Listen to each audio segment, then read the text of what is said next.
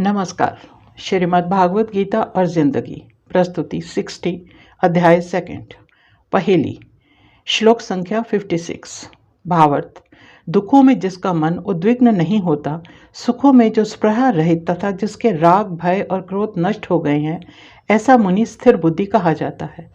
पिछले श्लोक में भी श्री कृष्ण ने स्थिर बुद्धि की बात कही थी। जितना अधिक हम ज्ञान प्राप्त करेंगे, उतना ही हमारी मन, बुद्धि और चेतना को सुख का अनुभव होगा। ज्ञान क्या है, इसकी परिभाषा चंद शब्दों में नहीं बांधी जा सकती। जो दिखता है हमें या किसी और को, उसके बारे में ज्ञान प्राप्त करना विषय ज्ञान है। हमारे और आपके लिए एक जैसा। हम और आप यदि कुछ जान लेते हैं और वो यदि किसी तीसरे व्यक्ति को बताते हैं, तो उसकी विषय वस्तु एक जैसी ही रहेगी। पर यहाँ बात आत्मज्ञान की है, जिसका भौतिक ज्ञान की तरह कोई सीमा रेखा नहीं है। अर्जुन भी जानना चाहता है कि जिसे केवल ज्ञानी पुरुष ही समझ सकता है और समझकर ज्ञान को प्राप्त कर सकता है, वो ऐसा क्या है जिसे जान वह स्वयं को जान पाएगा। बहुत उलझी सी पहेली लगती है। उलझन तो ज्ञानी पुरुष के सामने छाई धुंध की तरह होती है। दुख के प्रवाह की तुलना हम एक निरंतर बहते रहने वाली नदी के साथ कर सकते हैं। कहीं कुछ ऐसा होता रहे और निरंतर होता रहे, तो कभी कभी वह घटना व्यक्ति विशेष के दुख का कारण भी बन जाती है। उदाहरण के लिए, निरंतर गरीबी या बीमारी से संघर्ष करते रहना। तब एक ऐसा समय भी आ सकता है जब अमुक व्यक्ति के धैर्य का बांध टूट जाता है। उसका धैर्य टूटना लगता है इसे सुधारने का यदि प्रयत्न नहीं किया गया या अवसर नहीं मिल सका, तो हो सकता है कि ऐसे दुखों से पार पाने की क्षमता ही न बचे और वो अमुक व्यक्ति अपना धैर्य खोने लगे। अब कारण कुछ भी हो, अधिक अधीरता के कारण मनुष्य क्रोधित हो उठता है और जाने अनजाने कुछ कठोर कदम उठाने को विवश हो जाता है। पर ज्ञानी मनुष्य ऐसी परिस्थिति में अपनी कठिनाइयों का हल ढूंढ ही लेते हैं और दूसरी ओर अज्ञानवश परेशानियों से हार मान लेने वाले पलायन का मार्ग ढूंढने लगते हैं। अधिकतर कष्टों से जिस तरह मनुष्य निरंतर दुखी होता रहता है, वैसे ही आवश्यकता और ज्ञान से परे यदि कोई मोह में पड़ जाता है, तो वह उसके प्रवाह में निरंतर बहता ही चला जाता है। आदि शंकराचार्य जी ने कहा है, that a man of steady wisdom is not distressed by calamities. First, such as those that may arise from the disorder of the body, adhyatmika. Second, those arising from external objects such as tiger, etc., adhibhautika. And third, those arising from unseen causes such as the cosmic forces causing rains, storms, etc., adhidavik. Fire increases when fuel is added, but the fire of desire in a perfect one does not when more pleasures are attained. Such person is called a man of steady knowledge, a silent sage. श्लोक 57। भावार्थ।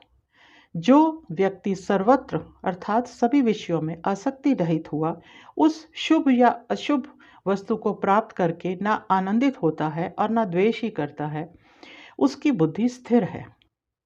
इस समय हम देख रहे हैं श्री कृष्ण अपने शिष्य को कर्तव्य का आभास कराने के लिए भिन्न भिन्न प्रकार से अपनी बात को अर्जुन के समक्ष रख रहे हैं। यदि हम उक्त श्लोक पर जरा ध्यान दें, तो समझ में आएगा कि यहाँ आसक्ति रहित होकर वैराग्य लेने की बात नहीं कही जा रही। सत्य तो यह है कि जब कभी कोई मनुष्य किसी स्थिति विशेष में फंस जाता है, तो उसे कोई भी निर्णय लेने से पहले इस बात का ध्यान करना चाहिए कि क्या जो वह करने जा रहा है उसके लिए यही एकमात्र उचित निर्णय है। क्या इसे करने से अर्थात ऐसा ही करने से सबका प्रयोजन सिद्ध हो जाएगा, सबका उद्धार हो जाएगा? क्या ऐसा करने से सबको प्रसन्नता मिलेगी? इन सभी पहलुओं पर ध्यान देना बहुत आवश्यक है। जहाँ बात निज स्वार्थ से हटकर सर्वहित की हो, तो कार्यवाहक के रूप पर यह एक बहुत बड़ी जिम्मेदारी बन जाती है। वह अब पूरे समाज को ध्यान में रखकर कर्म करे और ऐसे में मनुष्य का आसक्ति रहित होना बहुत ज़रूरी है। लेकिन इसका अर्थ सन्यासी हो जाना बिल्कुल नहीं है।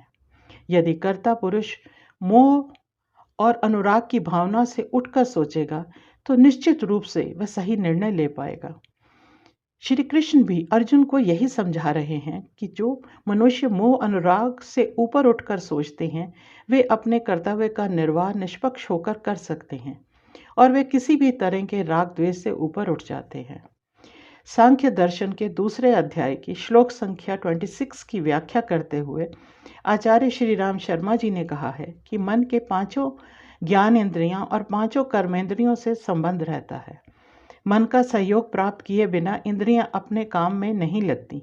किसी भी विषय को ग्रहण करना अर्थात पुस्तक उठाना, लिखना, बोलना और चलना आदि सभी कार्य मन के सहयोग से ही हो सकते हैं। जब मन निश्चित करता है तो पुस्तक उठानी है तो हाथ इस कार्य के लिए मन की प्रेरणा से ही उठेगा। इससे सिद्ध होता है कि मन दोनों प्रकार की इंद्रियों से संबंधित है। इसलिए हम स्पष्ट देख पा रहे हैं कि यहाँ अर्जुन के मन ने जब शस्त्रों का त्याग कर दिया तो उसके हाथ से शस्त्र छूट गए। कहने का मतलब कि अर्जुन की ज्ञान इंद्रियों और कर्म इंद्रियों दोनों में तालमेल स्थापित हो गया। श्लोक संख्या 58 भावार्थ। जिस प्रकार कछुआ अपने अंगों को समेट लेता है, वैसे ही जब यह पुरुष इंद्रियों के रंग, रूप, रस आदि विषयों से सब तरह से समेट लेता है, तब उसकी बुद्धि प्रतिष्ठित अर्थात स्थिर हो जाती है। इस श्लोक में कहा गया है कि जब कोई मनुष्य अर्जुन की तरह किसी स्थिति में फंस जाता है तो उसके लिए यह बहुत आवश्यक है कि ज्ञान इंद्रियों को एकत्र कर वह बाहरी मोह बंधन का त्याग कर दे। उसके विचार केवल लक्ष्य को प्राप्ति की तरफ ही होने चाहिए, न कि हार जीत, मोह, अनुराग की भावनाओं पर, जो उसके लक्ष्य प्राप्ति में बाधक हो सकती हैं, उसे पथ भ्रष्ट कर सकती हैं। मनुष्य जितना अधिक मोहग्रस्त होता जाएगा उतना अधिक वो भौतिक इच्छाओं का गुलाम होता जाएगा। समयानुसार प्रसन्न होना, दुख सुख में अपनी बुद्धि को स्थिर रखना, ये ज्ञानी पुरुष के लक्षण हैं। धीरे धीरे जब मनुष्य क्रोध का त्याग कर देता है तो स्वतः ही उसे सुख की अनुभूति होने लगती है। कठिन काल में भी स्थिर बुद्धि रहने की क्षमता बढ़ जाती है। प्रत्येक मनुष्य के पास या कहें कि जीव मात्र के पास 5 ज्ञानेंद्रियां होती हैं जो विषय विशेष का आभास कराती हैं।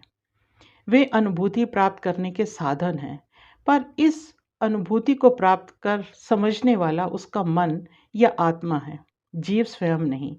आंखें देखने का साधन हो सकती हैं, पर वस्तु विशेष को मन, भाव, चित्त ही ग्रहण करता है। जब हम अपनी सब इंद्रियों को एकाग्र कर अपने अंदर ही समेट लेते हैं तो इसे योग शास्त्र में प्रत्याहार कहते हैं, जिसे योग या प्राणायाम द्वारा जाना जा सकता है।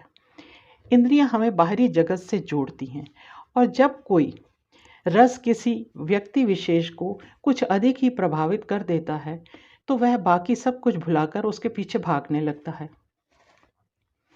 अभी भी उसके पास सब इंद्रियां हैं और सब काम कर रही हैं, ज्ञान दे सकती हैं और दे रही हैं, पर उसकी आसक्ति तो किसी एक बिंदु पर जाकर रुक गई है, तो अब बाकी कुछ भी शेष नहीं रह जाता। धर्म क्या, अधर्म क्या और कर्म क्या, अर्जुन सब कुछ भूल गया है।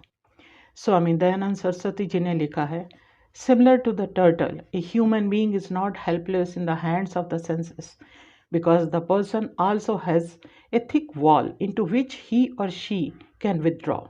In fact, for some people, their shell is so thick that nothing enters. If the mind is taken away by fancies, what can the senses do? हम अनगिनत वस्तुओं का, लोगों का और परिस्थितियों का सामना करते हैं, पर कितना कुछ है जो हम साथ लेकर चलते हैं। किस किस पर हमारी आसक्ति आकर ठहर जाती है। समय परिवर्तनशील है, सोच भी परिवर्तनशील है और मनुष्य भी। जब किसी भी वस्तु, भाव या क्रिया को आवश्यकता से अधिक अपना लिया जाता है या उसको प्राप्त करने के लिए सीमा पार कर ली जाती है तो उसे पागलपन या जुनून कहा जाता है और जिसका अंत कभी सुखी नहीं होता। मनुष्य में इतना ज्ञान तो अवश्य होता है कि वो समयानुसार अपनी अनावश्यक भावनाओं को अपने वश में कर ले, अपने अंदर समेट ले, ठीक कछुए की भांति। आवश्यक है तो मन और इच्छाओं के बीच तालमेल बिठाने की। इस युद्ध का आह्वान किसी कारणवश हुआ है और अर्जुन का मन मोह और पाप के बीच फंसा है। श्री कृष्ण का कहना है कि युद्ध के अतिरिक्त, कर्तव्य के अतिरिक्त कुछ और सोचने की समय ही नहीं है। इस समय अर्जुन की अन्य सब ज्ञान इंद्रियों को कछुए की भांति कठोर कवच में सिमट जाना चाहिए। धन्यवाद। नीरा भसी।